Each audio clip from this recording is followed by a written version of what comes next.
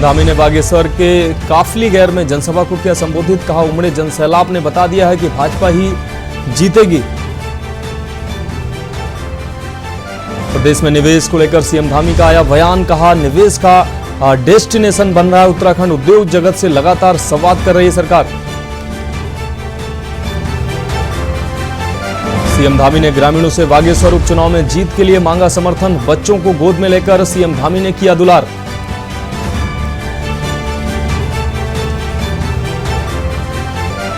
CM Dhami ने पूर्व में किए गए फैसले में किया संशोधन मंजूर। लघु जल विद्युत परियोजनाओं की क्षमता बढ़ाने वालों को मिलेगी राहत।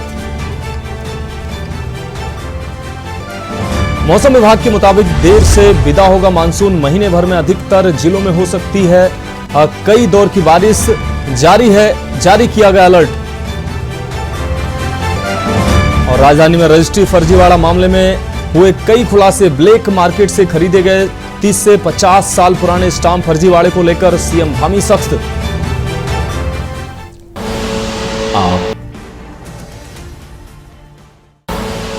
आप देख रहे हैं के न्यूज, खबरों का सारथी। नमस्कार, उत्तराखंड की खबरों में आपका स्वागत है। मैं हूं आपके साथ मनोज मानस। रुक करेंगे खबरों का। खबर देहरादून से है। स्वास्थ्य सचिव पहुंचे हैं कोरोनेशन अस्पताल। तो देहरादून की कोरोनेशन अस्पताल पहुंचे हैं स्वास्थ्य सचिव डॉक्टर आर राजेश कुमार ने अस्पताल का निरीक्षण किया है। डेंगू वार्ड में पहुंचकर मरीजों का हालचाल भी जाना है। अस्पताल में मिल रही सुविधाओं की भी जानकारी ली है।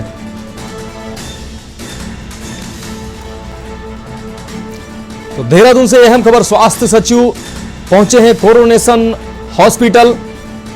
डॉक्टर आर राजेश कुमार ने अस्पताल का निरीक्षण किया है। इस दौरान मरीजों से वहां मिल रही सुविधाओं के बारे में भी जांच पड़ताल की है। डेंगू वार्ड में पहुंचकर मरीजों का हालचाल भी जाना है और मौजूदा समय में जो अस्पताल में सुविधाएं मरीजों को मिल रही हैं उसकी जांच परख भी की है। तो स्वास्थ्य सचिव का ये दौरा डॉक्टर आर राजेश कुमार ने अस्पताल का निरीक्षण किया है। कोरोनेशन अस्पताल पहुंचे हैं doctor R Rajesh. Dengue ward में पहुंचकर मरीजों का जाना है हालचाल। अस्पताल में मिल रही सुविधाओं को लेकर भी मरीजों से जानकारी ली है। स्वास्थ्य सचिव का ये कोरोनेशन अस्पताल का दौरा, तमाम अस्पताल से जुड़ी जानकारियां ली है। डॉक्टर आर राजेश कुमार ने अस्पताल का निरीक्षण भी किया है। अब बात अगली खबर की। भारतीय किसान यूनियन पटेल ने आधा दर्जन गांवों में पंचायत आयोजित कर बाढ़ से हुए किसानों के नुकसान में दोबारा सर्वे कराए जाने तथा बिजली के बिल 3 माह के बजाय 1 साल के लिए माफ कराए जाने व किसानों का बैंकों का कर्ज माफ कराए जाने की मांग उठाई। साथ ही मांग पूरी न होने पर सरकार के खिलाफ आंदोलन करने की भी चेतावनी दी है।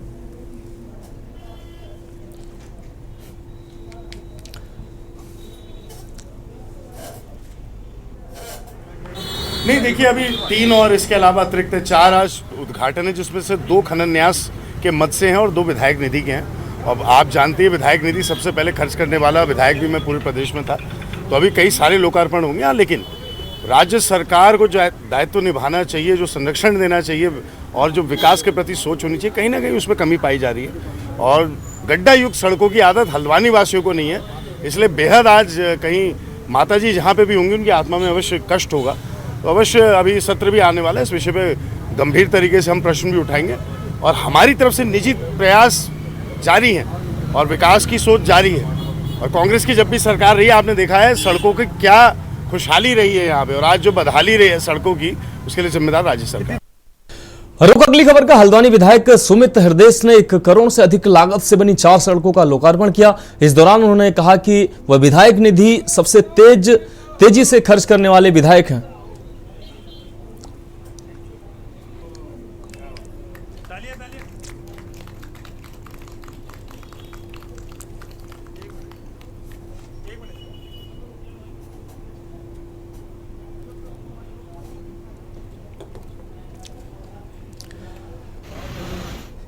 अगली खबर हल्द्वानी से है, जहां रन फॉर नेशन मैराथन दौड़ में लोगों ने नारेबाजी करते हुए जमकर हंगामा किया है। आयोजन के खिलाफ धोखाधड़ी का मुकदमा भी दर्ज कराया गया। आपको बता दें कि नशे के खिलाफ रन फॉर नेशन मैराथन दौड़ शुरू होनी थी, जिसमें काफी संख्या में स्कूली बच्चे हल्द्वानी के MB पीजी कॉलेज पहुंचे, लेकिन वहां व्यवस्था देखकर वहां पहुंचे बच्चे और उनके अभिभावकों में काफी नाराजगी देखने को मिली।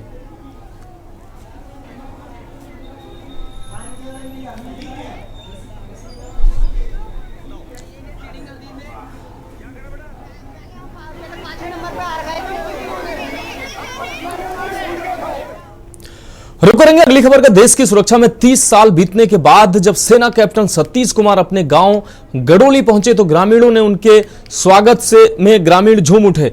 पहाड़ी वाद्य यंत्रों की धुन पर सतीश का स्वागत किया गया। सेना से ऑनररी कैप्टन पद से सेवानिवृत्त हुए सतीश कुमार द्वारा देश की सुरक्षा में कई ऑपरेशन में हिस्सा लेकर देश के दुश्मनों को धूल चटाई गई है। सतीश ने ऑपरेशन विजय, ऑपरेशन कारगिल, ऑपरेशन रक्षक, ऑपरेशन प्रकाशम, ऑपरेशन राइनो में हिस्सा ले चुके हैं और देश की सुरक्षा के लिए अपना पूर्ण योगदान सेना में रहकर दे चुके हैं। 4 वर्दी वाले हमारे पास, एक बड़ा वाला लड़का है बेटा, दूसरा लेफ्टिनेंट ये है और 2 हमारे पुलिस में है, एक हमारा भतीजा है, एक ये लड़का है। तो मैं बोलता हूँ कि जिस घर में बेल्ट वाले हों, पुलिस जिसको हो, उसको किस बात की डर, और जो फौज में भर्ती है, सीमाओं के लड़के आए हैं, उसको किस बात की डर। बोलो चाहूँ कि वो आशीर्वाद सब को जन में नो ना गौतन वो भी है बस। हम आज जब तक ये ड्यूटी पर रहे नहीं, जो दिन हमारा परेशानी में रहे नहीं तो हम बहुत परेशान रहा। जब बॉडी पर रहे नहीं, ठीक है, हाँ, जब बॉडी पर रहे नहीं तो भगवान और पितर जब तो आसरा राम करना कि भगवान बस राजी खुशी है अपने घर में जाओ ना बस। मैं तो कल से इंतजार कर रही थी, जब से इतना अच्छा मौका आया कि मेरे भाई भी रिटायर हो रहे हैं और रक्षाबंधन भी आ रहा है। बहुत ज़्यादा अच्छा लगा, मुझे बहुत खुशी है और देश की सेवा करी उन्होंने, उससे मुझे बहुत वो है कि सभी देश की सेवा करें। हम 5 भाई हैं, सबसे बड़े भाई हैं वो भी फौज से रिटायरमेंट हुए हैं। फिर मेरे दूसरे नंबर के भाई हैं, उनसे छोटे वो हैं अभी डॉक्टर साहब हैं, जहरीखाल में हैं, और तीसरा नंबर मेरा है, चौथा नंबर मेरा RTO में है, RTO डिपार्टमेंट में, और 5वें नंबर है पुलिस में। इसके अलावा मेरे 2 भाई जो हैं कोटदार में रहते हैं, वो बड़े चाचा के लड़के हैं, और 2 भाई मेरे यहाँ रहते हैं, जिनमें कि एक कॉन्वेंट स्कूल में है और एक पुलिस में है, उत्तराखंड पुलिस में, और दोनों भाई मेरे होटल मैनेजमेंट कर रहे हैं जो कि कोटदार में है। तो हम टोटली 9 भाई हैं। होंगे। ब्रेक के बाद एक बार फिर से उत्तराखंड की खबरों में आपका स्वागत है।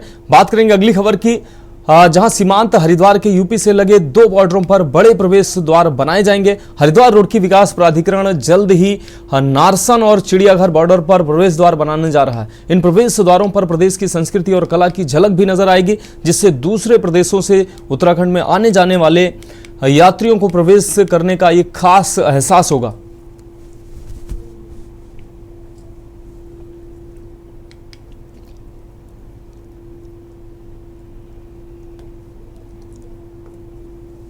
तो अभी बिकॉज हमारे बॉर्डर्स के बारे में ज़्यादा आइडेंटिफिकेशन के लिए कोई गेट नहीं है, तो माननीय मुख्यमंत्री जी का यह आदेश है और उनकी ये इच्छा भी है कि जब उत्तराखंड में हम एंटर करें तो ये पता लगे लोगों को कि आप गेटवे टू हिमालयाज़ में एंटर कर रहे हैं, और उसी हिसाब से हम लोग वहाँ के गेट्स बनाने वाले हैं। ये जो गेट्स रहेंगे it won't be simply a gate, इसमें हम लोग कोशिश करेंगे कि उत्तराखंड की संस्कृति झलके और लोगों को एक अलग फीलिंग आए जब वो उसमें एंटर करें।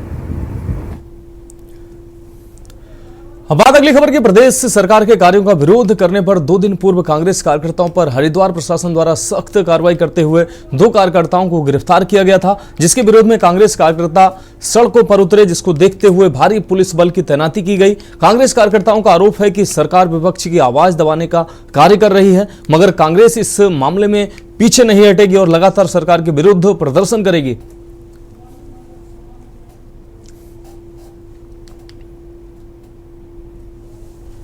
पुष्कर धामी दिशाहीन हो चुके हैं। उनको विकास से, एजुकेशन से, स्वास्थ्य से, पूरा हरिद्वार आज भी बाढ़ आपदा में परेशान है, पर उनको इन सब चीजों में इंटरेस्ट नहीं है। उनको इंटरेस्ट ये है कि मेरा पुतला कौन फूंक रहा है, मेरी मुर्दाबाद कौन कर रहा है। तो उनको आईना दिखाने के लिए जो उन्होंने परसों हमारे 2 लड़कों को कोतवाली में बिठवाने का भारतीय जनता पार्टी ने, सरकार ने कार्य किया, आज उनकी आंखें खोलने के लिए कांग्रेस पार्टी के कार्यकर्ता निकल के आए थे। और ये बड़ा क्लियर और स्ट्रेट फॉरवर्ड मैसेज है कि आप अगर 2 आदमी बिठाओगे तो हम 200 तैयार हैं बैठने के लिए। अगली खबर बागेश्वर से है, जहां मुख्यमंत्री पुष्कर सिंह धामी ने चुनाव प्रचार प्रसार के अंतिम दिन विधानसभा सभा के काफली गैर तहसील में जनता को संबोधित कर भाजपा प्रत्याशी पार्वती दास के पक्ष में जनता से अपील की।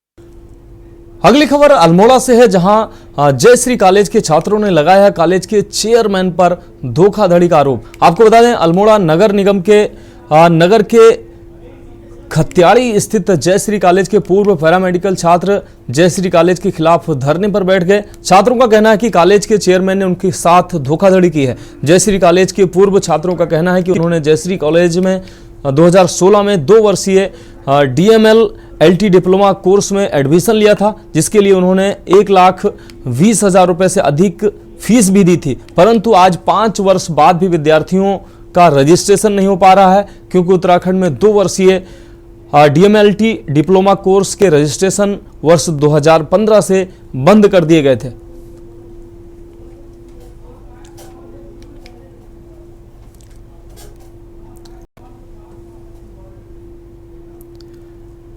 अगली खबर उधम सिंह नगर से है। आपको बता दें, जहां रुद्रपुर स्थित पंतनगर थाना पुलिस ने 150 CCTV कैमरे खंगालने के बाद शहर से हुई चोरी की 10 बाइकों को बरामद करने के साथ ही चोर गिरोह का पर्दाफाश किया है। चोरी की बाइकों सहित 2 आरोपी गिरफ्तार किए गए हैं। SP सिटी मनोज कात्याल ने मामले का खुलासा अपने कार्यालय में किया।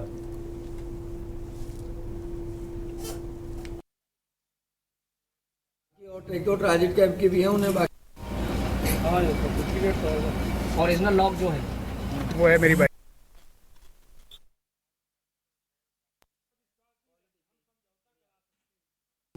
रुक करेंगे अगली खबर का। प्रदेश के सैनिक कल्याण मंत्री गणेश जोशी ने बिंदु खत्ता पहुंचकर मरणोपरांत अशोक चक्र विजेता लांस नायक शहीद मोहन नाथ गोस्वामी की पुण्यतिथि पर उनकी समाधि पर पुष्प चक्र अर्पित कर नमन किया। इस दौरान सैनिक कल्याण मंत्री गणेश जोशी ने कहा कि मरणोपरांत देश के सर्वोच्च पुरस्कार अशोक चक्र से सम्मानित लांस नायक शहीद मोहन नाथ गोस्वामी के पराक्रम को हमेशा देश याद करेगा।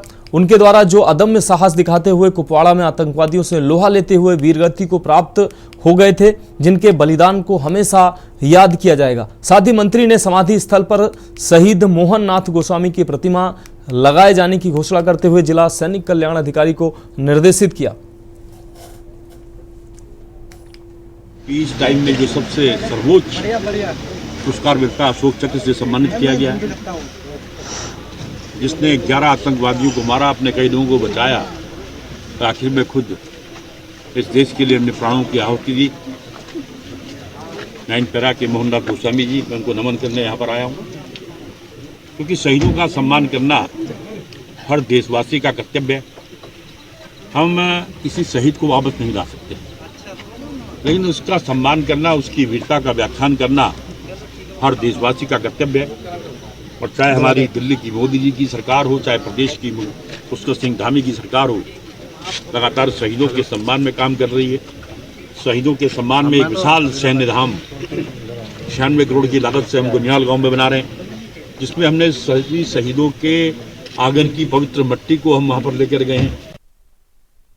अगली खबर की ओर। नैनीताल में 2017 के बाद की टैक्सियों के संचालन करने में लगी रोक व इन टैक्सियों के संचालन में परिवहन विभाग द्वारा किए जा रहे भारी भरकम चालान के खिलाफ टैक्सी यूनियन द्वारा 4 सितंबर से प्रस्तावित हड़ताल मुख्यमंत्री पुष्कर सिंह धामी के साथ वार्ता के बाद स्थगित कर दी गई है। नैनीताल टैक्सी यूनियन के अध्यक्ष दीपक मटियानी ने बताया कि आज सुबह मुख्यमंत्री पुष्कर सिंह धामी से हुई वार्ता के बाद नैनीताल टैक्सी चालक संघ द्वारा कल से टैक्सी संचालन को बंद किए जाने को 12 सितंबर तक के लिए स्थगित कर दिया गया है। टैक्सी यूनियन के अध्यक्ष ने कहा कि आज सुबह वार्ता के दौरान मुख्यमंत्री ने उन्हें आश्वस्त किया है कि जब तक उच्च न्यायालय का संशोधित फैसला नहीं आ जाता तब तक नैनीताल के भीतर टैक्सी वाहनों को न रोका जाए और न ही चालान किए जाएं।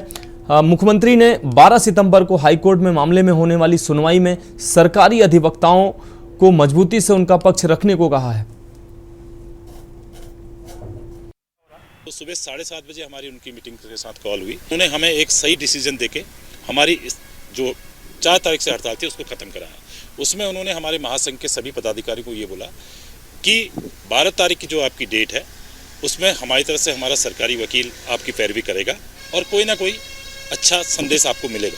तब तक शहर के अंदर जो भी गाड़ियां अप और डाउन कर रही हैं उनमें किसी प्रकार का चालान नहीं होगा, चाहे वो 2017 की बात की हो या 2017 से पहले की हो। करेंगे अगली खबर का। कानपुर क्षेत्र के लंढौरा नगर पंचायत का एक अजीबोगरीब मामला प्रकाश में आया है, जिसमें बताया गया है कि नगर पंचायत ने सड़क का निर्माण किए बिना ही 60 गांठ कर ठेकेदार को लाखों का भुगतान कर दिया। इस बात का खुलासा आरटीआई कार्यकर्ता द्वारा मांगी गई सूचना में हुआ है। इससे पहले भी इस तरह का एक और मामला सामने आया था। साल 2022-23 में नगर पंचायत लंढौरा द्वारा नगर के विभिन्न वार्डों में सड़कों का निर्माण किया गया था। लंढौरा निवासी आरटीआई कार्यकर्ता जुल्फकार अली द्वारा लंढौरा में नगर पंचायत का कराए गए सड़क का निर्माण की बाबत सूचनाएं मांगी थी, जिसमें कस्बे की कई सड़कों का निर्माण किए बिना ठेकेदार को भुगतान कर देने का यह मामला सामने आया था।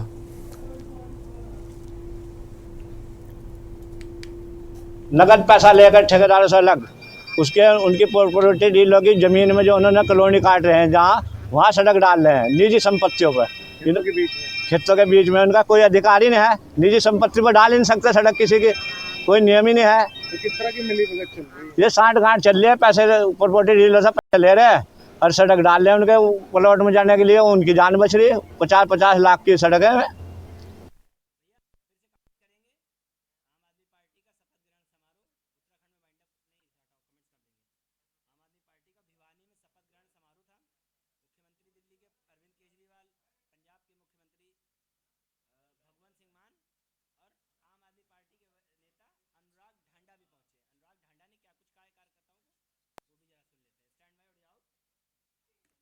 तो बात करते हैं अगली खबर की।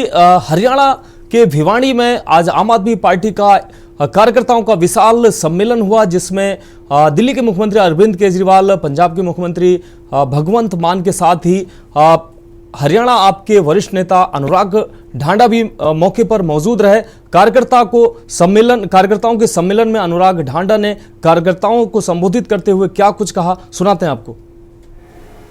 एक चीज जरूर कहना चाहता हूं, अरविंद जी आपको बुलाएं उससे पहले, कि हमारे ये कार्यकर्ता साथी जब गांव-गांव जाते हैं तो इनको बीजेपी वाले ये कह के डराने की कोशिश करते हैं। मुझे बहुत सारे लोगों ने फीडबैक दिया कि यार तुम्हारी पार्टी को ये आगे नहीं बढ़ने देंगे, खत्म कर देंगे, एजेंसियों से गिरफ्तार करा लेंगे, जरूरत पड़ी तो रास्ते से हटा देंगे।